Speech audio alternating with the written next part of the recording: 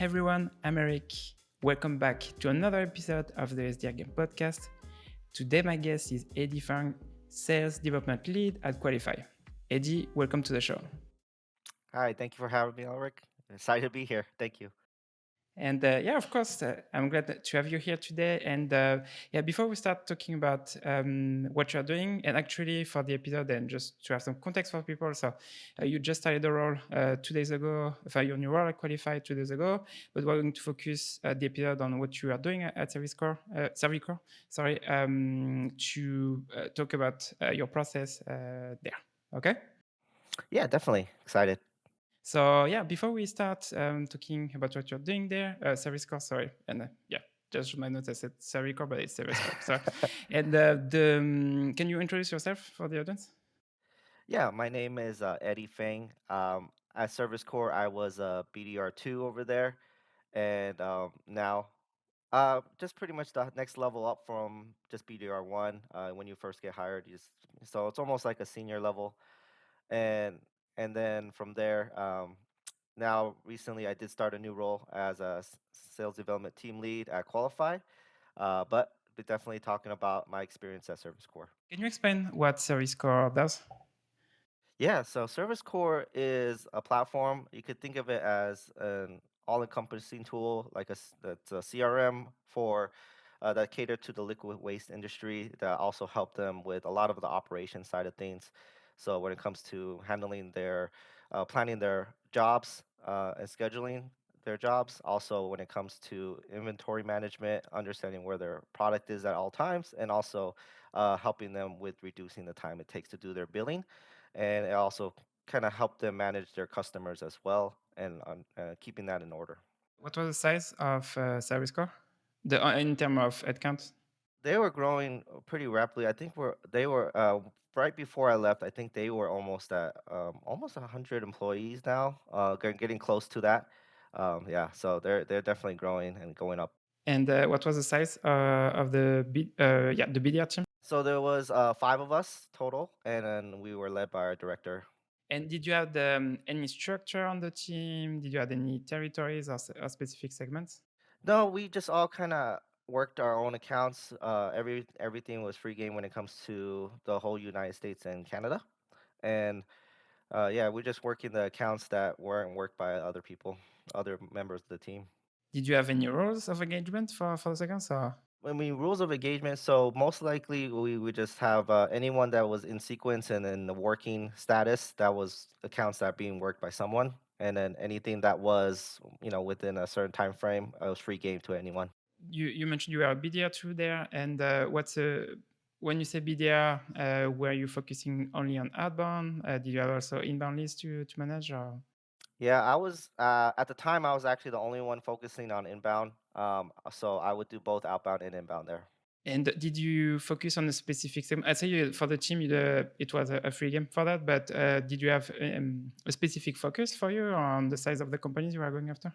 So we were targeting particular niche industries. So portable companies, roll-off dumpster companies, and septic companies were some of the ones that we catered directly to. So it was a niche product, niche market, and those were the kind of the areas where we were focused on the most. What was the size of those companies? It could range anywhere from a lot of them were family-owned businesses, but you could anywhere range from just like as little as one person doing it all to as much as hundreds of employees when you get to like the enterprise-sized companies. So it just definitely range on anywhere from all sizes. Okay, so from SMB to enterprise. Okay. So I imagine on the buyer personas for SMB, it was really focusing more on the owner of the company and then or CEO. But then for bigger company, you had like more specific personas. So can you tell us about, tell me more about the buyer personas you were going after? Definitely. As you get bigger in size, you definitely have more roles that in place, a little bit more influencers to kind of help engage with. So we reached out to anywhere from titles like an operation manager to dispatch manager to anyone that's maybe an office manager that would also handle a lot of that stuff as well. Now let's talk about your goals there. What was your quota? Yeah, so my quota was a little higher being a BDR two. So as I fully ramped, it was 15 sales qualified leads a month. Okay, and what's the definition of SQL as service core? Is it stage one, stage two? Yeah, as long as it was stage one and it met the requirements that the company was looking for as a potential fit, then that was considered an SQL. And here it's more also to try to understand because you said you were doing inbound and outbound at the same time. So did you have any specific for inbound? Your qualification was different than from outbound, I imagine. It was the same, roughly. You kind of definitely have to gauge on their size of the company, and then know where to route it to, and then also gauging like what type of company it is. Sometimes we get companies that are not within our niche, but we still engage with conversation to kind of see if they're qualified or not based on the way they operate things. What was your daily or weekly KPIs? When it comes to, we mostly focus on cold calling. So we did roughly anywhere from 45 to 50 calls a day. There was no exact KPI on emails. We were just looking mostly for just like outcomes, conversation outcomes, email reply outcomes if we got any, but mostly cold calling was our main focus. Curious for the emails. You said you are focusing on the replies. So what was your average reply rate via email? Yeah, I think we were hyper focused on emails, so most likely our reply rates were anywhere from it was still pretty low, but I think it was like around the 10%, 5% to 10%. But we were more hyper focused. It was really geared towards those that we felt like will reply Yeah, versus yeah, of just course, like, yeah. yeah. And on the calls, what was your connect rate? Our connect rate was really high. I would say because since we called a lot of family-owned businesses, we did not need a lot of mobile numbers, even though we did go after those.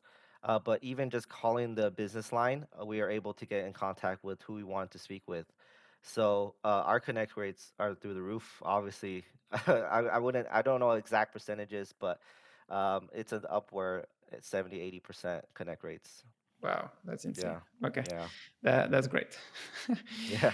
I know we are talking about maybe the KPIs set by the your leader. Maybe did you have your own KPIs that you wanted to hit every day? Or When it comes to me, it was interesting because I myself took less calls to get to, what I needed to do and meet my goals, but definitely wanted to continuously get my pipeline and have a clean pipeline for future and everything for in the months to come. So I will definitely always hit my KPIs just so that I always have a healthy pipeline. Um, but I definitely, anytime I felt like I could do a little bit less, I could use that time to prospect and constantly have something ready for me and know and prepare for my next calls. now let's talk about the way you are managing your time. So, but let's start before you start your day. So, what are your morning rituals? What do you do in the first 60 minutes of your day? So how I start my day is really waking up early and being with my kids. So I wake them up early, obviously, so we can have breakfast together, get them ready for school, and at times I take them to school so we could just have that family time. I could spend time with them. We could chat, enjoy it, and then before kind of have a refresh mindset going into the day. That's why I like how I love to start my day. And then when you start your day, as a BDR, what do you do first during your day? First, I'll start off looking at if there's any inbounds that came in, anything. So also, I got direct calls from people that may have called our sales line. So I'll see if there's any voice message left, or to kind of see if there was anything I could follow up on right away and start off the day. Inbounds are definitely faster you follow up on, the better. And then from there, I kind of just get an idea of which prospects. I normally have it prepared the night before as I end the day, but I have a good idea of who I'm reaching out to. I always start off with the ones that are my hot leads, low hanging fruit, ones that I have follow up on. Those will be the ones I initially contact first, and then go from there. So for the inbound that you are checking when you're starting your day, so how much time do you take to do that? Is it 15 minutes, 30 minutes, or? Yeah, it takes pretty fast. I would say anywhere from like 15 to 30 minutes just to know what came in and which ones I need to reach out to right away. Pretty fast. And then you said that the day before you are preparing your list of people you're going to call. Um, how much time do you take to call this person? So you said you're also focusing on low hanging fruits. So are you blocking an hour, 2 hours, or what do you do? Yeah, so as I end the day, I always look at, okay, the next day, do I have anyone that I'm going to follow up on, the next day, and who those people are, and have my notes and about that person, that account, so that I have that ready, so that when I start the day, I'm like, okay, these are the ones that I'm going to be reaching out to today. These are what we're going to talk about, how I'm going to be relevant to them and messaging, and and basically have those calls and try to get start off the day hot, hopefully, with some meetings on the board. And then what do you do? Yeah, and then from there, I'll take a little break and do some prospecting, make sure I have a healthy pipeline. I'll be looking at multiple different avenues. My prospects lived in Facebook, so I will be on Facebook, kind of Facebook groups, looking at potential people of interest, and see if I can find any accounts that way. Also, maybe potential low hanging fruit there. Interested people looking into what we solve for, and also providing value there, because you learn a lot of their day to day based on the questions they ask. So they could be asking just business wise questions and getting ideas from other business owners in the same industry. And you just really gain a lot of insight on what they think about and what they go through. And so I also take that. It's almost like also learning as well as prospecting at the same time. What kind of groups are you looking for in this specific industry? Because I imagine it's really specific for this industry, but are they more focused on business? What kind of groups? Yeah, so the niche groups, they all have their niche groups in within Facebook. So they have their roll-off groups, portable toilet industry, and then also septic companies. They have their own specific groups on Facebook. A lot of times you hear anywhere from, how do I pay, my employees, or to, business related questions on like, if this situation happened, how do you guys go about handling that? So they get feedback from other owners and operators as well. And then that way you actually learn like what they go through, and then you could bring those up in stories, things that, especially if we solve for those issues that they mentioned, um, that's something that you reflect on. Yeah, I heard that you are experiencing this.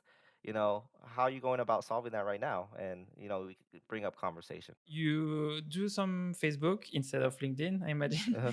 And Yeah, then what do you do after your Facebook block? yeah. So then I go back into a more of a call block as well. This is be reaching out to net new accounts, or accounts that I haven't been getting a chance to speak to. People haven't had the luck of contacting the person or reaching the person I need to.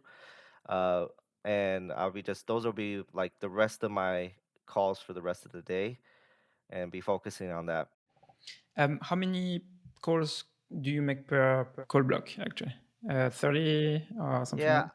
yeah, it could vary. It depends on. There's some days where people just don't pick up, especially if it's a smaller company, if it's like a company that is just a few people, few employees.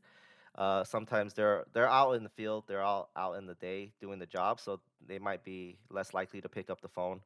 But I would say roughly anywhere from a good half each claw block I have beginning of the day to the rest will be the rest. So anywhere from 20 to 40 calls in that rest of the days. Mhm. And after this call block, what do you do? Yeah, so then I kind of engage into seeing how I plan for the next day, as well as uh, also casually looking at what my team is doing, how I could help them, and be working collaboratively with them as well on ideas. I dive into numbers, my data, and kind of just seeing like how I could improve myself. So that's a lot of reflection there on my day, to see how my calls went, listen to my own calls, and then just see how I could self improve as well. And what are you looking for example, in your data? How many connections I had, out of those connections, how did those calls go? I focused on the ones that went bad. what did I do wrong? How could I have done that differently? And then from there, go into even listening to the good calls. What did I do right, and how did I, and what was the best approach there, and kind of go from there. And for example, for those, because you mentioned that you are looking for something you did maybe wrong, what do you do? Do you take some notes and then start thinking about this for the next day, or what do you do with your notes? It depends as if it's a common objection that we hear that's been tough to get through, and I try something different. Like, how was that outcome? Was it taken? Um, should I try that again, or should I adjust it a little bit? And kind of take notes there. I normally, if it's something big that I'm like, oh, that works. I'll definitely put it like on a sticky note, and it'll be like, this is what my way of handling that objection will be going forward.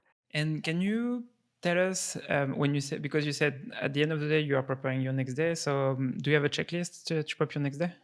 Yeah, first thing I do, I created my own spreadsheet of accounts. So I want to know my pipeline inside and out. So I have a way of separating it based on the way I order follow-ups, hot leads, warm leads, and kind of go through those first and glance at my notes for each account. Be like, okay, which ones are coming up? Which tasks are coming up for those ones? Are they coming up soon? If so, how can I best prepare? See if anything changed with that company based on what they post on their own Facebook page or their website, and just kind of understanding if I could adjust my messaging a little bit. But that's like preparation that I go in before for big accounts that I feel like are hot leads, low hanging fruit, the ones that I feel like I get across the line. Um, and then from there, see which ones I found that were net new accounts that I just added into my cadences, and kind of prepare for those as well. Like, how am I going to approach this account based on the information I found? And actually, that was my next question. But you already started to talk about that. But yeah, Yeah.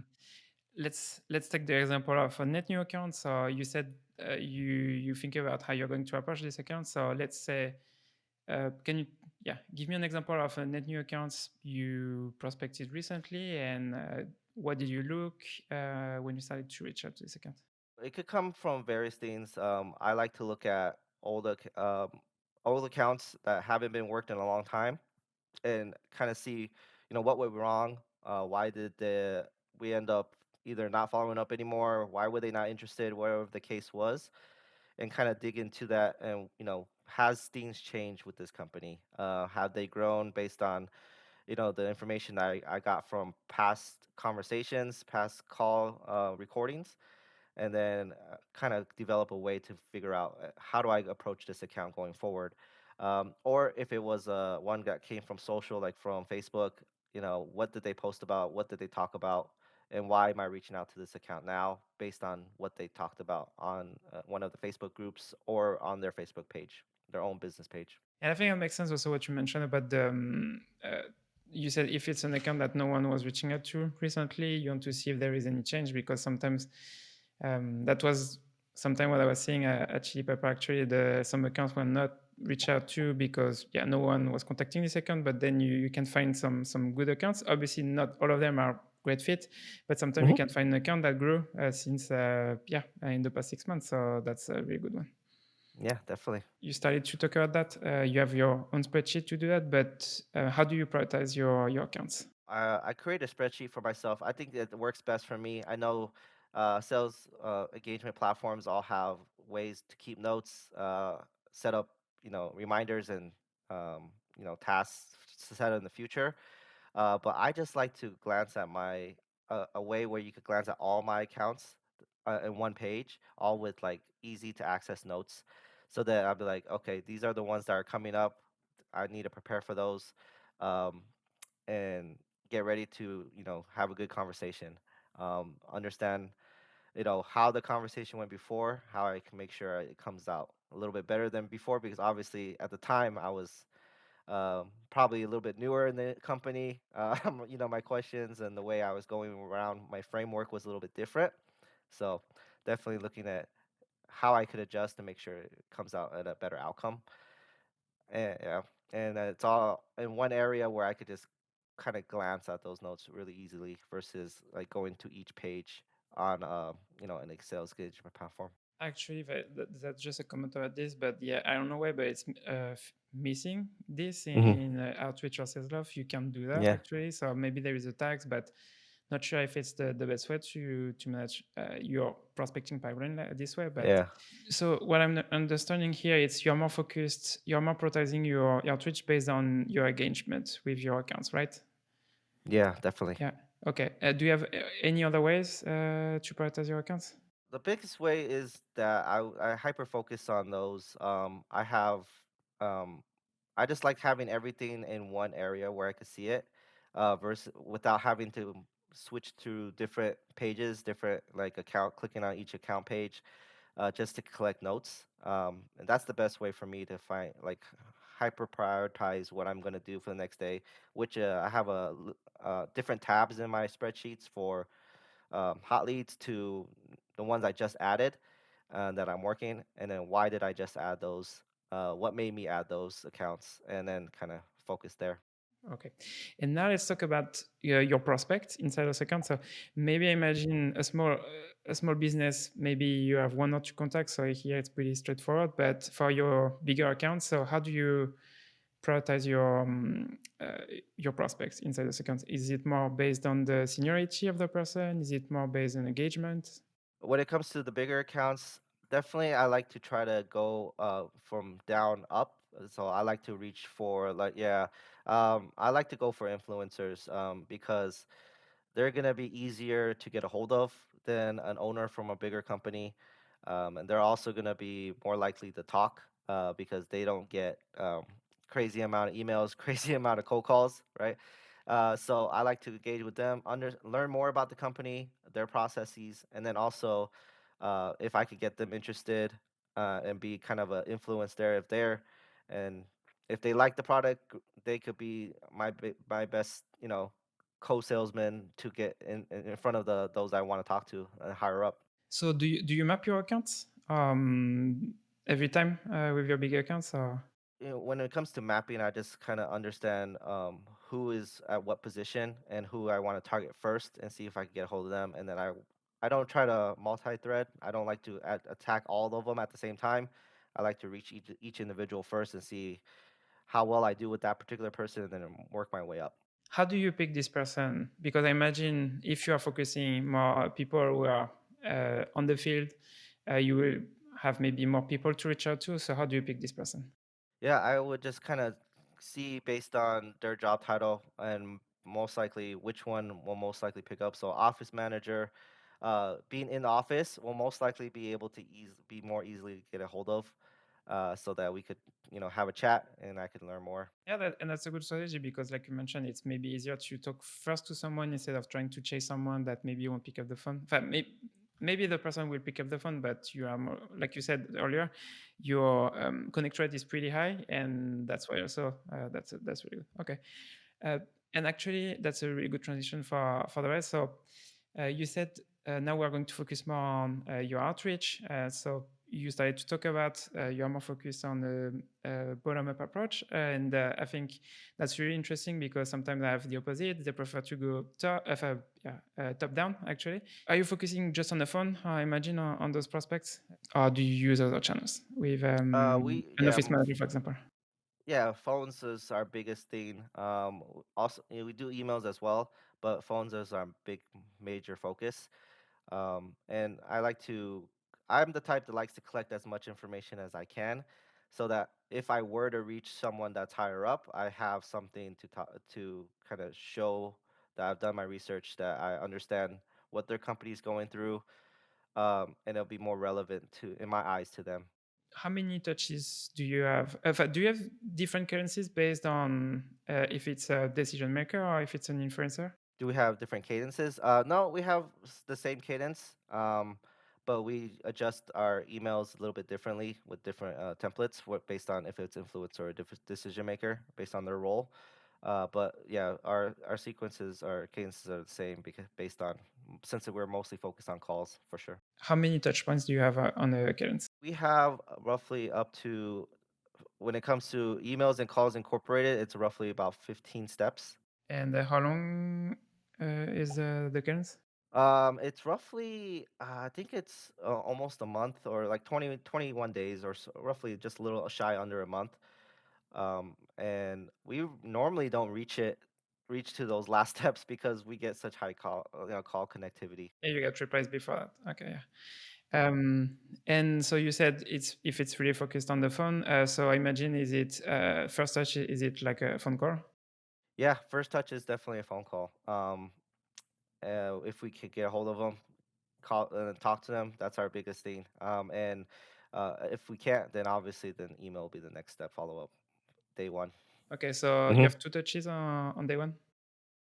Yeah, day one. So let's say now let's go back on what you are saying about you are focusing more on the influencer you can have on the phone. So I know you are saying your goal with them is more to get information before reaching out to the decision maker. So so what's your structure on those calls? Because I imagine your goal is not to book a meeting with them. Our goal is actually also to book a meeting with them Oh as yeah, well. you Yeah, can. Okay. yeah, we can. Even if they say they're not a decision maker, I still personally like to get them on. We still like to, as a company, like to get them on a demo because if they're the ones that are in the day to day and experiencing most of the pain points, especially in the bigger companies, um, and what I like to do is, if we could get them interested and get them excited about the platform, they'll be most likely um, going to be there to pass us along and bring in those above them to other demo calls to get them involved. What's your opener with them? Yeah, I just have a pretty basic opener. It's just like I know a lot of people hate it, but I do say, how are you doing today, or how's the day going, or how's your Tuesday going. So I'll just be like, hey, this is Eddie with ServiceCore. Um, it's like, how's everything going today? It's The only reason why I do that, I know a lot of people are against it. Some people are against it. It's just I like to gauge how they respond back, right? And because they don't get a lot of cold calls, so it's not like they're not gonna think right off the bat it's a salesperson. So I like to just kind of gauge their tonality and kind of see if I can match it. Are they gonna be a direct response, or are they like more happy? Yeah, yeah, I'm doing great, and then I'll match that energy as well, and so kind of get an idea of who I'm talking to if I haven't talked to that person before. Yeah, and that's why it's really interesting to what you mentioned also the buyer personas you are going after. They are completely different, and that's why at the beginning we are talking about the people you are going after. Because if they're not getting a lot of cold calls, you can definitely have different techniques than maybe you see on LinkedIn and say, yeah, you shouldn't do this because you need to have like open base. No, what's the name of it? Open The based permission, yeah, like yeah, permission yeah. based Sorry, opener, yeah. yeah, permission based open. Sorry, the and but yeah, but here it's different because they don't get a lot of cold calls. That's cool. So that's interesting that you are looking for the to match the tonality. So I imagine you have some people that are really straight to the point, so they just say, "Yeah, I'm fine," and that's it. And then what do you do with them? Yeah, if they're more direct, I try to be direct as well. It sounds like someone, these guys are also like occasionally supposed to be like they're also in the field, they're also busy because of that. They're outside doing the actual dirty work. So Um, and I like to be as direct as possible, not making sure I respect their time. And I just kind of go into a more direct approach. No fluff, just kind of go, why are reaching out? Is this relevant to them based on, what they're experiencing, and go from there and see how they kind of respond from there. When you say that, do you pitch or do you ask questions? I ask If do you, questions. Yeah, I ask questions. I go into, we typically speak to, companies like yours, owner operators, like they're based on their title. um, and kind of go into like, we hear that, companies similar to yours are experiencing this and this. Would you say that you also are experiencing that as well yourself? It's kind of like a quick question, or I could go into a more of a time question. So I could just go into, we typically hear people are, focused on these areas. You know, if I take a step back here, how long would you say it takes you to do that? And when you focus on those areas, just to kind of get a gauge of versus a yes and no question answer. More as like, can I get back something, some sort of information based on that? Yeah, it takes me this long, or kind of see how they respond. If they're like, if they don't share information, then I kind of understand I have to like be a little bit different with this person. And so what do you do, for example, with someone who is not sharing anything? Yeah, they say like, "Oh, we're all good," and then I kind of just kind of use that to kind of see how they respond. So there's times where someone will be like, "Oh, this is not a problem for us at all." Those areas that you mentioned, I'll be like, oh, "Okay, well that sounds awesome. You must sounds like you're doing everything great." Is like, what are you doing? Like, can I get an idea how you handle that right now? Since everything's good, like, how do you go about it? Um, so I learned from you because that's a good way to understand like if they're using some sort of competitor maybe already, or um, kind of gauge that. You said that and then at the end, for example, you try to book them. So what's your, what do you say when you book the meeting? When it comes to reaching out to these people, I definitely want to try to come off as someone that understands their world. So um, I instead of asking things like, what would it look like for you if I could save you X amount of time or X amount of money? I'd be like, hey, let me ask you this: have you ever experienced X? And if you what did that look like for you?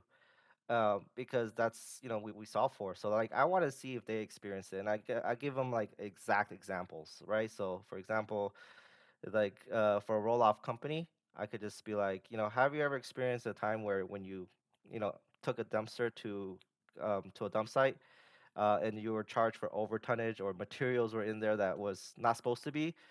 How'd you go about trying to get that money back from those prospects, and charge them? Um, and a lot of times they'll share like, yeah, I've experienced that. I go about it this way.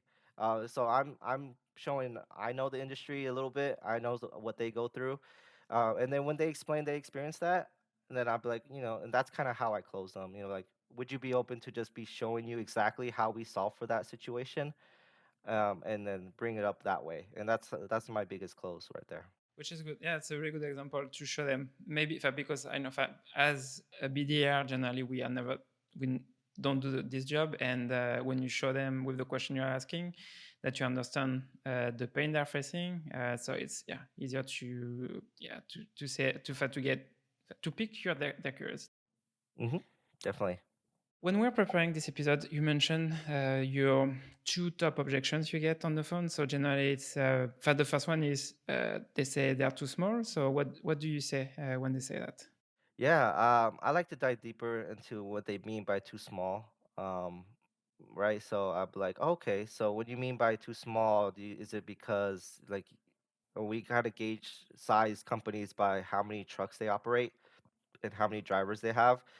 So I asked them, how many trucks are you currently doing right now on a day-to-day basis, and kind of go from there and determine their size, and then understand like they're still understand their process a little bit, you know, because whenever they mention they're small, I have an idea of like majority of the time they're really spending all day doing the work, and then also after they do the work, they do all the admin operation work afterwards. So they're spending long hours working long hours of the day, so I kind of gauge into talking about that. I'm like, do you, and then show them that I know the industry, show them I know they experienced that. So I bring that up. I'm like, okay, you mentioned you're too small. So does that mean that you're also in the truck all day? And then afterwards, you're kind of doing the billing, the admin work afterwards?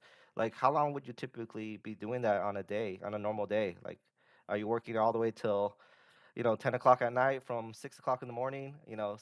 Typically like that. And it's kind of gauge their knowing that I understand that what they're going through, and seeing if they're experiencing that, and then I could kind of go into like a little bit of understanding them first, and before I even talk about anything with the product. Yeah, and same here, like you Yeah. mentioned, it's showing them that you know the business, the industry. So Hmm. that's good. But also, what you are doing in the beginning is trying to understand the objection and not trying to overcome it. So Hmm. Definitely. and then you told me also the second one. It's they use spreadsheet or pen and paper, for example. So what do you say when you have someone giving you this objection? especially speaking to companies that have been doing it the whole way. Many some even said, "Oh yeah, I've been doing this way for over 30 years. It's worked for me." They're it's the idea of change, the idea of like is daunting to them, you know. So I understand. The best thing is for me is like I understand. Hey, this is how you're currently doing it. What is working for you, and how are you able to eliminate, the normal time it takes to do all that work in that manual process. What are you doing to kind of decrease that? Just to kind of understand their tactics, their strategy a little bit, just to kind of see, you know, if they are making adjustments and they are making that change. Also, why are you making that change? You saw inefficiency there. Why did you decide to hire that office manager to kind of relieve some of that time from you and put it on their plate? What made you make that change? And then kind of gauge that and understand, so that hey, you made that change because you saw something in your business that you needed to fix. And I kind of see, kind of put that idea in their head, like, hey, this might be a reason why you should kind of look at something else as well to see if this will could help other inefficiencies as well. Yeah, you try to, yeah, give them a new perspective, and same here, picking the curiosity to learn more about this. Okay. Um, Now I had some questions also about, how you structure the, what's your relationship with the days at ServiceCore? Is it like a random bin system, or are you paired with someone, or are you working with two or three different days? Yeah, there's a group of AEs. I believe there's four of them at the time. My last before I left. And they were two of them were focused. They focus in range a company size. So based on how many drivers they have.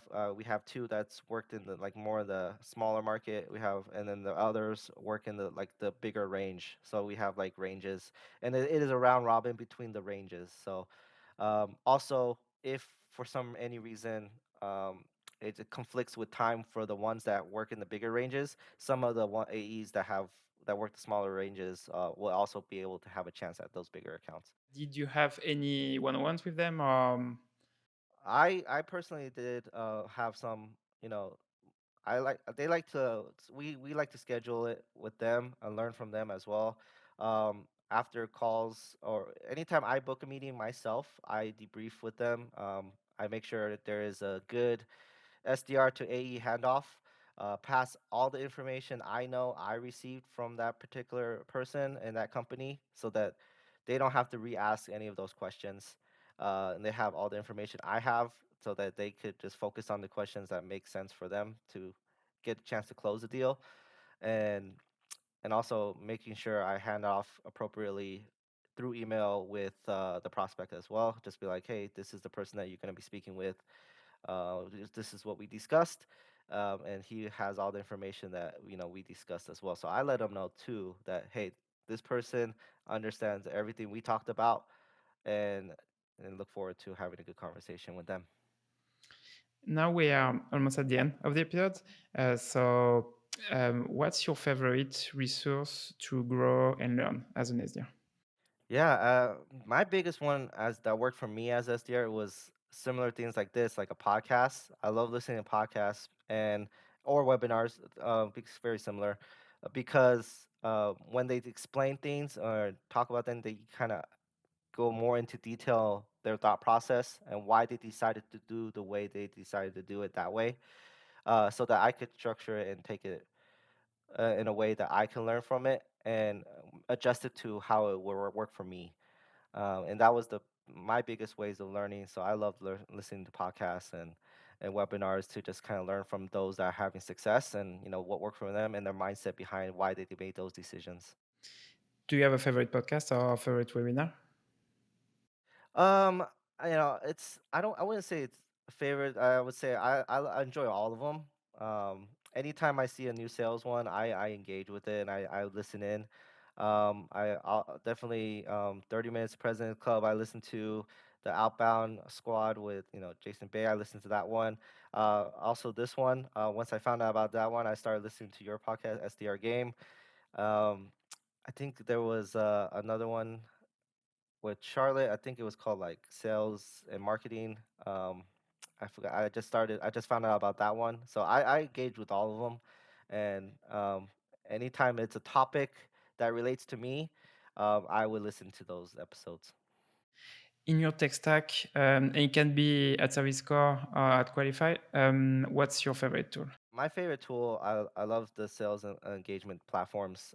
It just makes it easy and organized for me. Those are my favorite tools just to help me organize my day, organize all my accounts, and how to prioritize, make sure I work the ones I want and see what we'll see what my day looks like and plan ahead. That helps me plan ahead. What advice would you give to a smart and driven new SDR, and what advice should they ignore? When it comes to the advice that I say from them is to understand what works for them. Basically, everyone sells differently. What works for me might not work for anyone else. So all the information you intake, take it with a grain of salt a little bit, and kind of adjust it to who you are as yourself, as your own person, and make it sure that it works for you, so it comes out the way that naturally comes out, the way you want to speak, the natural way you want to reach out to someone, because people buy from people, and you don't have to kind of change yourself to someone else and just make tactics work for you. That's be my biggest advice. And things to ignore, I guess, would be uh, I would say like people. I hate to say it, but like people that are no longer in the game, even though they are they're very knowledgeable. I'm not gonna say that I'm not gonna take away from them, but I like to learn from people that are in the trenches right now, that are constantly learning, trying new things, and what they figure out. So sometimes it is okay to ignore those that are high level influencers that maybe haven't been in the game for a while. I would say might be okay to ignore some of those tactics and strategies. Well, Eddie, it was a really great conversation. So thank you so much for taking the time to come on the podcast today. Before we end the episode, is there anything else you would like to share with the audience? Thank you for taking the time for having me on this podcast. This is my first one. I'm excited. And last thing is, you are enough. Anytime if you're trying to break in, if you're into this industry, or if you're struggling, just know that you are enough, I know you will be able to figure it out and make through and get into that job, get that role, or get some success and start hitting and exceeding your quota. Well, Eddie, it was nice to see you. And for everybody listening or watching, thanks for joining us. All right, thank you.